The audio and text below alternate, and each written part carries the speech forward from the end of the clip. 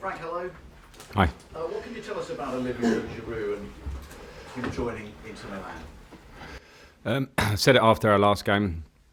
With Ollie, the situation is, if it's right for everybody, and first and foremost, that's us, the club, because he's under contract, then we'll look at whether he can lead the club. I think he's been a great professional here, trained brilliantly through this season, even without many opportunities.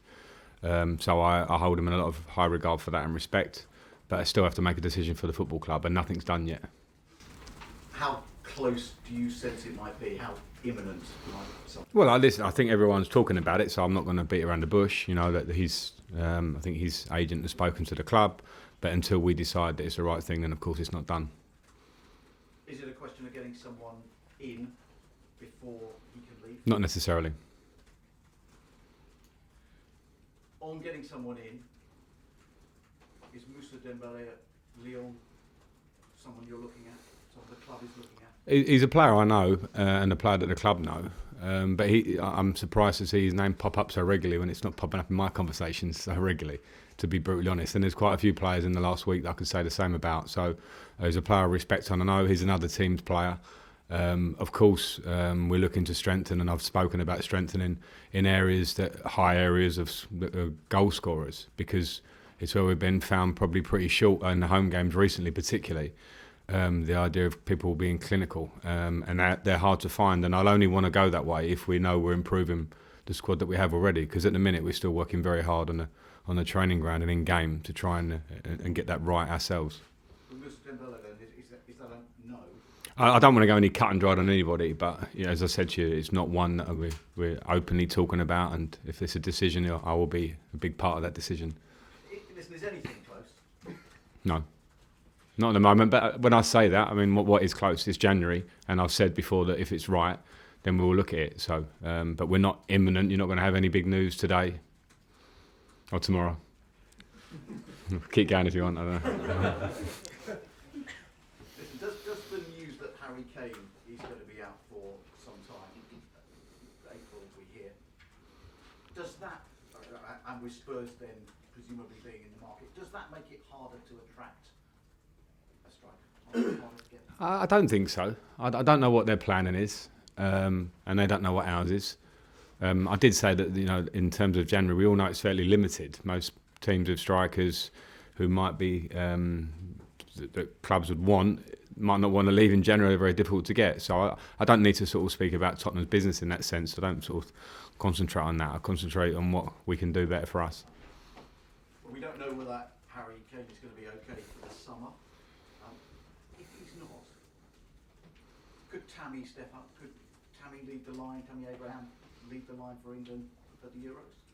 Well, first of all, on Harry Kane, it's not nice, even though it's a competitor in the league, to hear of an injury to a player like him, because he's such a great professional. So when you put your England cap on, you obviously think about that. I think where Tammy's got himself by getting himself into regular squads of late, with his goal scoring that he's done for us, he's given himself a chance. So the work is all there to be done. A lot can change in football in that sort of period of a time. There are competitors that are all vying for those places up front. So it just depends on what Tammy does and what the squad is come the Euros.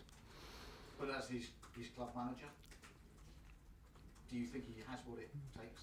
I'm delighted with him. I never want to step on Gareth's toes. He has his squad to pick. He has different options available and sees things probably slightly different to what I do. I'm delighted with him, have been all season, delighted with his progression, delighted that he got in the England squad. So for me, I think he's a player that can play at the very highest level, but he's still in those early stages. This is the first period of time in the Premier League where he's scoring goals. I expect a lot more of that from him, and I think hopefully the progression goes one way. And what happens with England is down to himself and obviously Gareth or the England manager's choices. Last couple, please. Ian. How do things stand with your squad for the weekend, and just update on Ruben as well? Ruben is still out, and he's out for a while. He's hopefully going to start getting involved in a bit of football, not just individual football, but collective football, and maybe with the academy to help him get his eye in slightly in terms of playing, because he's at that stage now. But that's not on the horizon short term. Christian Pulisic's out. He'll be out for a few weeks. He was injured in training last Saturday, the day before Nottingham Forest, and Yeah, it's an injury in the adductor. So he's got a tendon injury. So disappointing for us, and we'll have to see how quickly he recovers, because it's quite a nasty injury. He was in pain when it happened. Nobody else. Marcos Alonso is recovering. He's sort of trained today, but he won't be ready for tomorrow. Nazar. Hi Frank, it might be because Andreas is at the team at the moment, but he's been linked to the move away to AC Milan. I was just wondering if that's something you could rule out in this transfer window. Yes. Yeah. I can rule it out. I like Andreas as a player. I've always liked him. I used to train with him, saw the talent coming through. What I want Andreas to be is the best that he can be. And I think when you see him and you see the height, the athleticism, and the quality on the ball, particularly, and choice of pass, then I want him to be all the things that I think he can be, and I want to work towards that, and he knows that. So, I see that. Okay, and last question today is from our young reporter, Alfie. Hi Frank, I'm Alfie from Junior Blues. What's your favourite question to be asked of a press conference? Is it tactical or...? Good question.